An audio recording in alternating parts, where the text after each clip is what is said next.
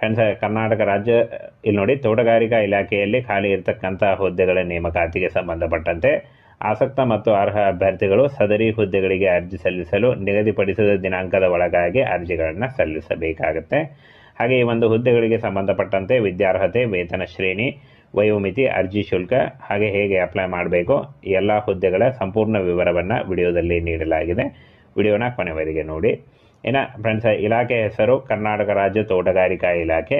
ಹಾಗೆ ಹುದ್ದೆಗಳ ಹೆಸರು ವಿವಿಧ ಹುದ್ದೆಗಳಿದ್ದಾವೆ. ಒಟ್ಟು ಹುದ್ದೆಗಳು ಇಲಾಖೆಯಲ್ಲಿ 4319 ಹುದ್ದೆಗಳಿಗೆ ನೇಮಕಾತಿ ಇರುತ್ತೆ. ಅರ್ಜಿ ಸಲ್ಲಿಸುವವರಿಗೆ ಆನ್ಲೈನ್ನಲ್ಲಿ ಆಫಿಷಿಯಲ್ ವೆಬ್ಸೈಟಿಗೆ ಹೋಗಿ ನೀವು ಅರ್ಜಿಗಳನ್ನು ಸಲ್ಲಿಸಬೇಕಾಗುತ್ತೆ.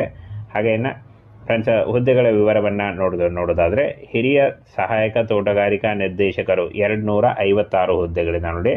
ಇನ್ನು ಮಾಸಿಕ ವೇತನ 52,000ದಿಂದ 97,000ವರೆಗೆ ಪರ್ ಮಂತ್ ಸ್ಯಾಲ್ರಿ ಆಗಿರುತ್ತೆ. ಶೈಕ್ಷಣಿಕ ವಿದ್ಯಾರ್ಹತೆಯನ್ನು ನೋಡೋದಾದರೆ ತೋಟಗಾರಿಕಾ ವಿಷಯದಲ್ಲಿ BSc ಅಥವಾ ಪದವಿ ಪಡೆದಿದ್ದರೆ ನೀವು ಅರ್ಜಿಗಳನ್ನು ಸಲ್ಲಿಸಬಹುದು, ಅಥವಾ ಸ್ನಾತಕೋತ್ತರ ಪದವಿಯನ್ನು ಹೊಂದಿದ್ದರೂ ಕೂಡ ನೀವು ಅರ್ಜಿಗಳನ್ನು ಸಲ್ಲಿಸಬಹುದಾಗಿರುತ್ತೆ. ಇನ್ನು ಸಹಾಯಕ ತೋಟಗಾರಿಕಾ ನಿರ್ದೇಶಕರು 475 ಹುದ್ದೆಗಳಿದ್ದಾವೆ. ಹಾಗೆ ಮಾಸಿಕ ವೇತನ 43,000ದಿಂದ 83,000 ಇರುತ್ತೆ. ಶೈಕ್ಷಣಿಕ ಪದವಿ BSc ಪದವಿ ಅಥವಾ ಸ್ನಾತಕೋತ್ತರ ಪದವಿ ಕೇಳಿದ್ದಾರೆ ನೋಡಿ. ಹಾಗೆ ಇನ್ನು ಸಹಾಯಕ ತೋಟಗಾರಿಕಾ ಅಧಿಕಾರಿ 1,136 ಹುದ್ದೆಗಳಿದ್ದಾವೆ. 40,000ದಿಂದ 78,000 ಪರ್ ಮಂತ್ ಸ್ಯಾಲ್ರಿ ಆಗಿರುತ್ತೆ.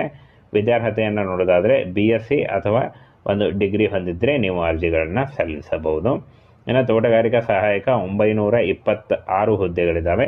ಮಾಸಿಕ ವೇತನ 23,000ದಿಂದ 47,000 ಇರುತ್ತೆ. BSc ಅಥವಾ ಪದವಿ ಹೊಂದಿದ್ದರೆ ನೀವು ಅರ್ಜಿಗಳನ್ನು ಸಲ್ಲಿಸಬಹುದು.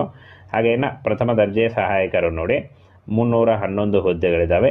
ಮಾಸಿಕ ವೇತನವನ್ನು ನೋಡೋದಾದರೆ 27,000ದಿಂದ 52,000 ಪರ್ ಮಂತ್ ಸ್ಯಾಲ್ರಿ ಆಗಿರುತ್ತೆ.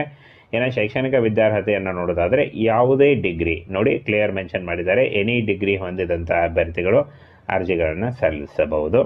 ಹಾಗೆ ಶೀಘ್ರ ಲಿಪಿಗಾರರು 11 ಹುದ್ದೆಗಳಿದ್ದಾವೆ. 27,000ದಿಂದ 52,000 ಪರ್ ಮಂತ್ ಸ್ಯಾಲ್ರಿ ಆಗಿರುತ್ತೆ. ಶೈಕ್ಷಣಿಕ ವಿದ್ಯಾರ್ಹತೆ PUC ಉತ್ತೀರ್ಣರಾಗಿದ್ದರೆ ನೀವು ಅರ್ಜಿಗಳನ್ನು ಸಲ್ಲಿಸಬಹುದು. ಹಾಗೆ ಕನ್ನಡ ಒಂದು ಬೆರಳಚ್ಚು ಹೊಂದಿದ್ದರೂ ಕೂಡ ನೀವು ಅರ್ಜಿಗಳನ್ನು ಸಲ್ಲಿಸಬಹುದಾಗಿರುತ್ತೆ. ಹಾಗೆ ದ್ವಿತೀಯ ದರ್ಜೆ ಸಹಾಯಕರು ನೋಡೋದಾದರೆ ಇಲ್ಲಿ ನೋಡಿ 271 ಹುದ್ದೆಗಳಿದ್ದಾವೆ. ಹಾಗೆ ಮಾಸಿಕ ವೇತನ 21,000ದಿಂದ 42,000 ಇರುತ್ತೆ. ಶೈಕ್ಷಣಿಕ ವಿದ್ಯಾರ್ಹತೆ ದ್ವಿತೀಯ PUC ಹೊಂದಿದ್ದರೂ ಕೂಡ ನೀವು ಅರ್ಜಿಗಳನ್ನು ಸಲ್ಲಿಸಬಹುದು. ಇನ್ನು ಫ್ರೆಂಡ್ಸ್, ದತ್ತಾಂಶ ನಮೂದಕಾರರು ಅಂತ ಕೊಟ್ಟಿದ್ದಾರೆ ನೋಡಿ. ಇಲ್ಲಿ ನೋಡಿ, ದತ್ತಾಂಶ ನಮೂದು ಸಹಾಯಕರು, ಇದು ಬೆರಳಚ್ಚು ಸಹಾಯಕರು ಅದೇ ಟೈಪ್ನಲ್ಲಿ ಇರುತ್ತೆ. ಹಾಗೆ 58 ಹುದ್ದೆಗಳಿದ್ದಾವೆ. 21,000ದಿಂದ 42,000 PUC ಮಾಡಿದರೆ ನೀವು ಅರ್ಜಿಗಳನ್ನು ಸಲ್ಲಿಸಬಹುದು. ಹಾಗೆ ವಾಹನ ಚಾಲಕರು 87 ಹುದ್ದೆಗಳಿದ್ದಾವೆ. 21,000ದಿಂದ 42,000 SLC ಮಾಡಿದರೆ ಅರ್ಜಿಗಳನ್ನು ಸಲ್ಲಿಸಬಹುದು. ಹಾಗೆ ಲಘು ವಾಹನ driving licence LMV light motor vehicle ನೀವು ಅದರ ಡ್ರೈವಿಂಗ್ ಲೈಸೆನ್ಸನ್ನು ಹೊಂದಿದ್ರೆ ನೀವು ಅರ್ಜಿಗಳನ್ನು ಸಲ್ಲಿಸಬಹುದು. ಹಾಗೆ ಲ್ಯಾಬ್ ಅಸಿಸ್ಟೆಂಟ್ 13 ಹುದ್ದೆಗಳಿದ್ದಾವೆ ನೋಡಿ. ಲ್ಯಾಬ್ ಅಸಿಸ್ಟೆಂಟ್ PUC ಜೊತೆಗೆ ಅಂದರೆ ಡಿಪ್ಲೊಮಾ ಅಥವಾ PUC ಮಾಡಿದ್ರು ನೀವು ಲ್ಯಾಬ್ ಅಸಿಸ್ಟೆಂಟ್ ಹುದ್ದೆಗಳಿಗೆ ಅರ್ಜಿಗಳನ್ನು ಸಲ್ಲಿಸಬಹುದು. 18,000ದಿಂದ 32,000 ಪರ್ ಮಂತ್ ಸ್ಯಾಲ್ರಿ ಆಗಿರುತ್ತೆ. ಇನ್ನು ಇಲ್ಲಿ ನೋಡಿ, ಜೇನು ಕೃಷಿ ಒಂದು ಸಹಾಯಕರು ಅಂತ ಕೊಟ್ಟಿದ್ದಾರೆ ನೋಡಿ. 20 ಹುದ್ದೆಗಳಿಂದ ನೋಡಿ, ಟೋಟಲ್ ಆಗಿ 20 ಹುದ್ದೆಗಳಿದ್ದಾವೆ. 18,000ದಿಂದ 32,000 ಪರ್ ಮಂತ್ ಆಗಿರುತ್ತೆ. ಇನ್ನು SLCಯಲ್ಲಿ ತೇರ್ಗಡೆಯನ್ನು ಹೊಂದಿದಂಥ ಅಭ್ಯರ್ಥಿಗಳು ಅರ್ಜಿಗಳನ್ನು ಸಲ್ಲಿಸಬಹುದಾಗಿರುತ್ತೆ. ಹಾಗೆ ಜವಾನ ಹುದ್ದೆಗಳು 98 ಹುದ್ದೆಗಳಿದ್ದಾವೆ. 17,000ದಿಂದ 28,000 ಪರ್ ಮಂತ್ ಸ್ಯಾಲ್ರಿ ಆಗಿರುತ್ತೆ. ಇನ್ನು SLC ಹೊಂದಿದಂಥ ಅಭ್ಯರ್ಥಿಗಳು ಅರ್ಜಿಗಳನ್ನು ಸಲ್ಲಿಸಬಹುದು. ತೋಟಗಾರ ಸಹಾಯಕರು ನೋಡಿ, ತೋಟಗಾರ 1,774 ಹುದ್ದೆಗಳಿದ್ದಾವೆ. 17,000ದಿಂದ 28,000 ಇರುತ್ತೆ. SLC ಮಾಡಿದರೂ ಕೂಡ ನೀವು ಅರ್ಜಿಗಳನ್ನು ಸಲ್ಲಿಸಬಹುದು. ಇಷ್ಟೊಂದು ಹುದ್ದೆಗಳಿದ್ದಾವೆ. ಈ ಒಂದು ಹುದ್ದೆಗಳಿಗೆ ಆಯ್ಕೆ ಮಾಡಿಕೊಂಡು ನೀವು ಅರ್ಜಿಗಳನ್ನು ಸಲ್ಲಿಸಬಹುದಾಗಿರುತ್ತೆ. ಹಾಗೆ ಕಾವಲುಗಾರ ಹುದ್ದೆಗಳು ನೋಡಿ, 29 ಹುದ್ದೆಗಳಿದ್ದಾವೆ. ಮಾಸಿಕ ವೇತನ 17,000ದಿಂದ 28,000 ಇರುತ್ತೆ. ಇನ್ನು ಶೈಕ್ಷಣಿಕ ವಿದ್ಯಾರ್ಹತೆ SSLC ಆಗಿದ್ದರೆ ನೀವು ಕಾವಲುಗಾರ ಹುದ್ದೆಗಳಿಗೆ ಅರ್ಜಿಗಳನ್ನು ಸಲ್ಲಿಸಬಹುದು. ಇನ್ನು ಆಯ್ಕೆ ವಿಧಾನವನ್ನು ನೋಡೋದಾದರೆ ಹುದ್ದೆಗಳಿಗೆ ನೇರ ನೇಮಕಾತಿ ಹಾಗೂ ಸ್ಪರ್ಧಾತ್ಮಕ ಪರೀಕ್ಷೆ ಮತ್ತು ಮುಂಬಡ್ತಿಯ ಮೂಲಕ ಆಯ್ಕೆಯನ್ನು ಮಾಡಿಕೊಳ್ಳಲಾಗುವುದು ಅಂತ ಹೇಳಿದ್ದಾರೆ. ಸ್ಪರ್ಧಾತ್ಮಕ ಪರೀಕ್ಷೆ ಇರುತ್ತೆ, ಸ್ಪರ್ಧಾತ್ಮಕ ಪರೀಕ್ಷೆಯ ಮೂಲಕ ಆಯ್ಕೆಯನ್ನು ಮಾಡಿಕೊಳ್ಳಲಾಗುತ್ತೆ.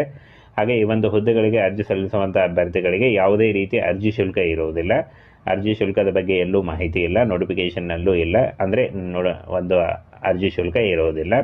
ಹಾಗೇನ ಆಯ್ಕೆ ಆಗುವಂಥ ಅಂದರೆ ಒಂದು ಅರ್ಜಿ ಸಲ್ಲಿಸುವಂಥ ಅಭ್ಯರ್ಥಿಗಳಿಗೆ 18ರಿಂದ 30 ವರ್ಷದ ಒಳಗಿನವರು ಅರ್ಜಿಗಳನ್ನು ಸಲ್ಲಿಸಬಹುದು.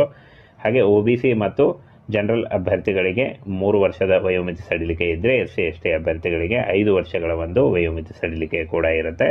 ಆನ್ಲೈನ್ ಮೂಲಕ ಅಫಿಷಿಯಲ್ ವೆಬ್ಸೈಟಿಗೆ ಹೋಗಿ ನೀವು ಅರ್ಜಿಗಳನ್ನು ಸಲ್ಲಿಸಬೇಕಾಗತ್ತೆ. ಹಾಗೇನ ಅರ್ಜಿಗಳನ್ನು ಯಾವಾಗ ಸಲ್ಲಿಸಬೇಕು ಅಂತ ನೋಡೋದಾದರೆ ಅತಿ ಶೀಘ್ರದಲ್ಲಿ ಪ್ರಾರಂಭ ಮಾಡಲಾಗುತ್ತೆ ಅಂತ ಕೊಟ್ಟಿದ್ದಾರೆ ನೋಡಿ.